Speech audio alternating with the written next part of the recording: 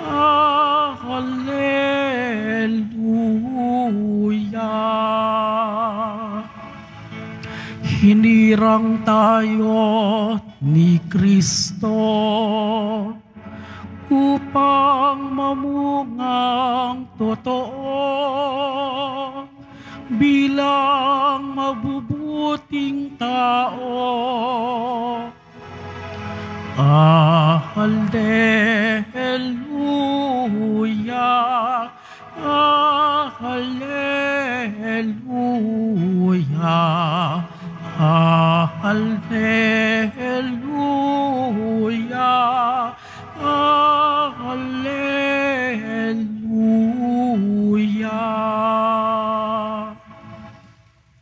Sumainyo ang Panginoon At sumayo rin. ang mabuting balita ng Panginoon ayon kay San Lucas. Papuri sa iyo, Panginoon. Noong panahong iyon, ang Panginoon ay humirang ng 72.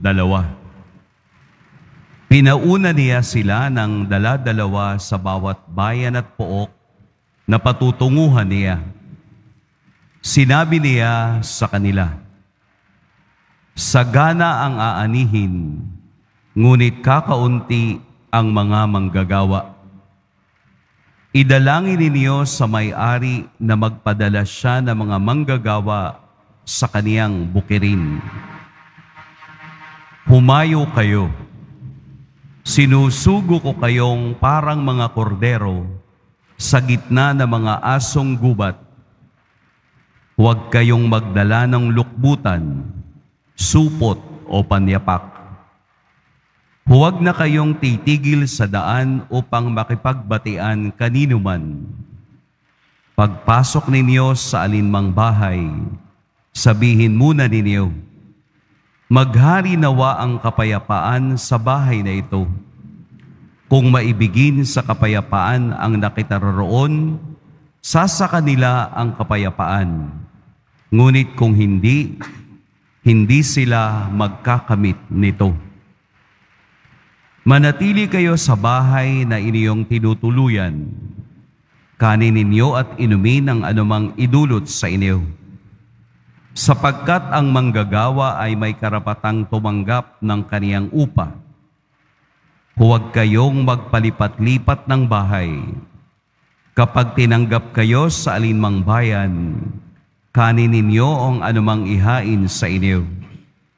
Pagalingin ninyo ang mga may sakit at sabihin sa bayan, nalalapit na ang paghahari ng Diyos sa inyo. Mga kapatid, ang mabuting balita ng Panginoon. Pinupuri ka namin, Panginoong Hesukristo. Maupo muna po ang lahat. Magandang umaga pong muli sa lahat. Ang ating pong ebanghelyo ay tagubilin. Tagubilin ng ating pong Jesus Nazareno sa mga naunang tao na kaniyang sinugo. 72, 72. Dala-dalawa kaniyang sinugo. Bakit kailangang dalawa? Upang ang kaniyang kasama ang siyang maging saksi sa gagawin ng isa, lalo na kapag ito ay pagpapahayag ng himala ng Diyos.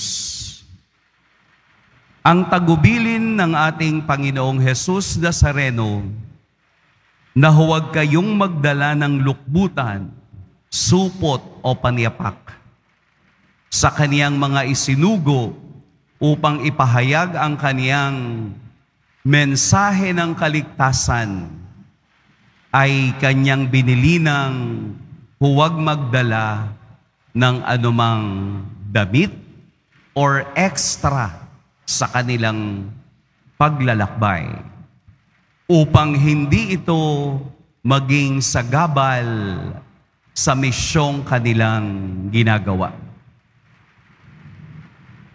Napakaganda po ng paanyaya ng Ebanghelyo ngayon. tayo man din ay sinusugo ng Diyos.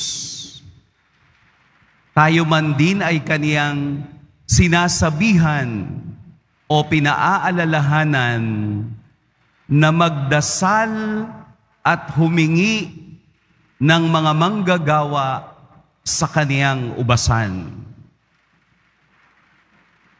Mula noon hanggang ngayon, hindi po tumitigil ang simbahan sa pananalangin magpadala ng maraming manggagawa sa ubasan ng Diyos.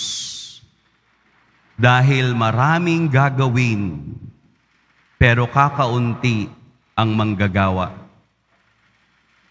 Ang bahagi natin sa pagtugon sa tawag ng Diyos ay maging misyonero sa ating pamilya, maging misyonero rin sa ating pamayanan, upang ang lahat ng ating naririnig sa Diyos ay ibinabahagi naman natin sa iba.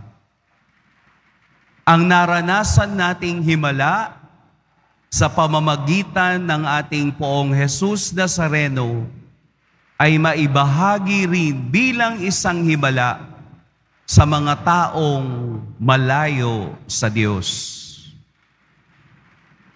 At ito po ang isinabuhay ni San Lucas nang siya ay tawagin ng Diyos at tumugon sa buhay misyonero. Inilaan niya ang kaniyang buhay hanggang kamatayan. Bilang isang physician, bilang isang doktor, siya ay sumama kay San Pablo sa kanilang unang misyon sa Asia Minor. Siya rin po ang nagsulat ng ikatlong ebanghelyo kung saan kaniyang ipinapakita ang kagandahan ng kaharian ng Diyos na ibinibigay sa lahat ng sumusunod sa Kanya. Dahil kay San Lucas, nagkaroon tayo ng kaisipan kung ano ang buhay ng unang simbahan noon, dahil siya rin ang sumulat ng gawa ng mga apostol. Siya ay naging saksi sa buhay, paghihirap, dalamhati ng unang siglo ng simbahan. Siya ang sumulat ng ebanghelyo na nagpapakita sa atin ng napakagandang regalo ng pagsilang ng Diyos sa gitna natin. Dahil sa kaniyang talino bilang isang doktor, inilahad niya, ibinigay ang kaniyang buhay para sa isang misyon. Sana po katulad din ni San Lucas, tayo na mayroon ding obligasyon sa ating panahon na ibahagi ang mabuting balita ng Diyos.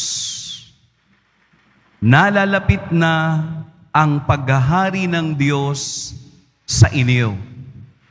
Uulitin natin, nalalapit na ang paghahari ng Diyos sa inyo.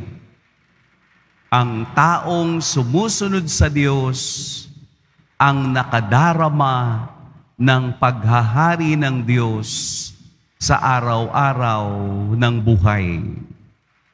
Kung papaanong ibinigay ni San Lucas ang kaniyang buhay para sa mensahe ng kaligtasan, para sa pagmamahal ng Diyos, para sa pagbabalik loob sa Diyos, sana ang kaniyang nagawa ay manatiling buhay at magbibigay inspirasyon sa lahat na manatiling naglalakbay patungo sa kapayapaan. Sapagkat ang tunay na kapayapaan ay makikita sa pagyakap sa krus ng poong mahal. Pagpalain tayo ng poong may kapal.